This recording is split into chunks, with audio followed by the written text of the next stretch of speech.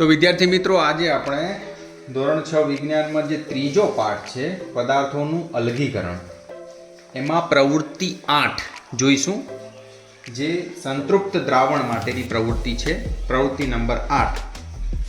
એમાં સૌપ્રથમ આપણે ગ્લાસમાં પાણી લીધું છે થોડું। હવે ગ્લાસ આપણે કાચનો લીધો છે કારણ કે આપણને ખ્યાલ આવે કે સંતૃપ્ત દ્રાવણ થયું કે નહીં। તો આપણે એમાં મીઠું ઉમેરતા જઈશું।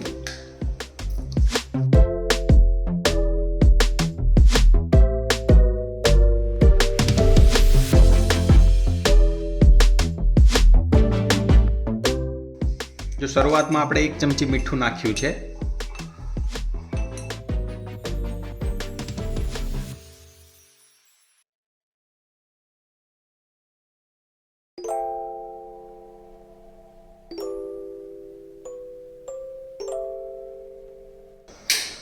તો અહીંયા થોડું આપણે મીઠું ઉમેર્યું તો એ અંદર ભળી ગયું છે।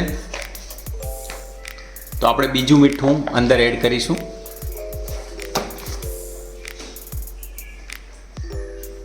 મીઠું પાણીમાં દ્રાવ્ય થઈ ગયું છે, 1 ચમચી આપણે નાખ્યું એ। હવે બીજું મીઠું થોડું એડ કર્યું છે। હવે આપણે ફરીથી હલાવશું।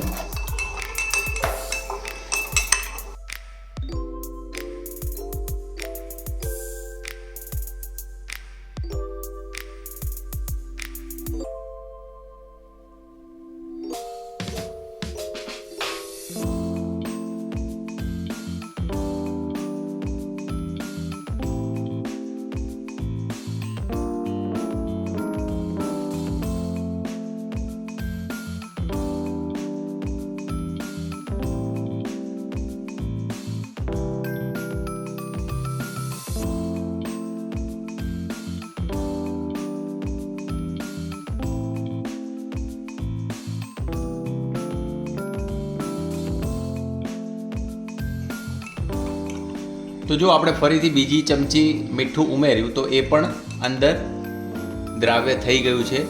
થોડો કલર ચેન્જ થયો છે, પણ સંપૂર્ણ મીઠું રહેતું નથી, હજુ પણ ઓગળી જાય છે। તો આપણે બીજું મીઠું એડ કરીશું। હજુ પણ પાણીમાં દ્રાવ્ય થઈ જાય છે।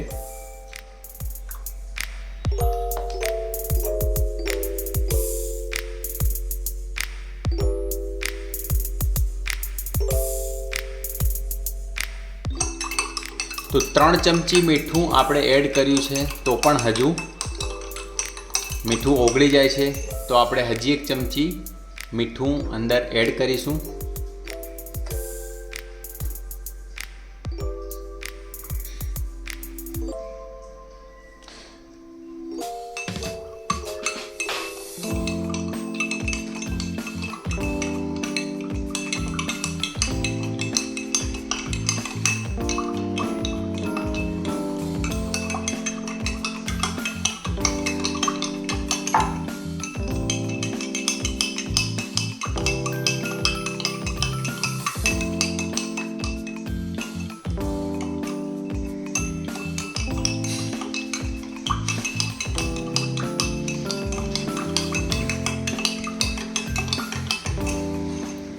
અહીંયા તમે જોઈ શકો છો વિદ્યાર્થી મિત્રો કે હવે જેમ જેમ વધુ મીઠું એડ કરીએ છીએ તેમ તેમ એનો કલર પણ ચેન્જ થાય છે અને સંપૂર્ણ મીઠું દ્રાવ્ય થતું નથી।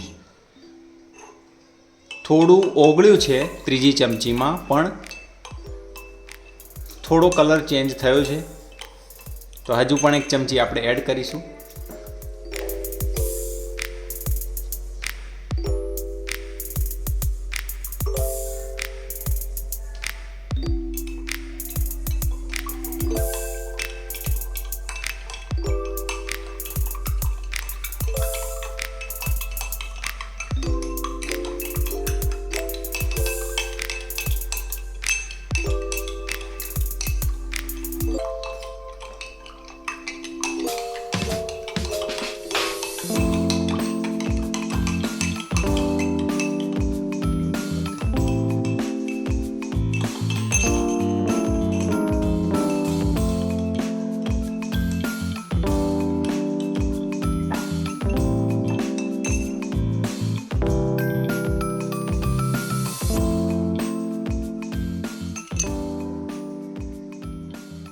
હવે આપણે જોઈ શકીએ છીએ કે થોડું મીઠું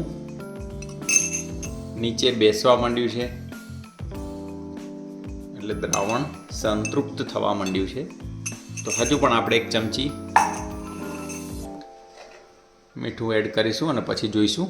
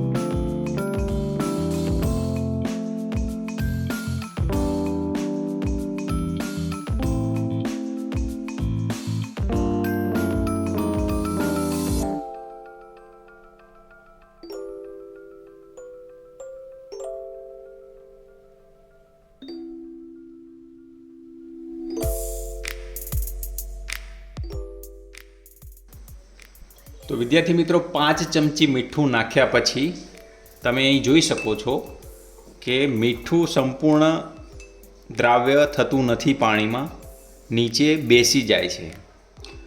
એનો મતલબ એ થયો કે આ જે દ્રાવણ છે એ 5-6 ચમચી પછી સંતૃપ્ત થઈ ચૂક્યું છે. તો આ રીતના આપણે પ્રવૃત્તિ 8 જે ત્રીજા પાઠમાં છે સંતૃપ્ત દ્રાવણની એ આપણે જોઈ.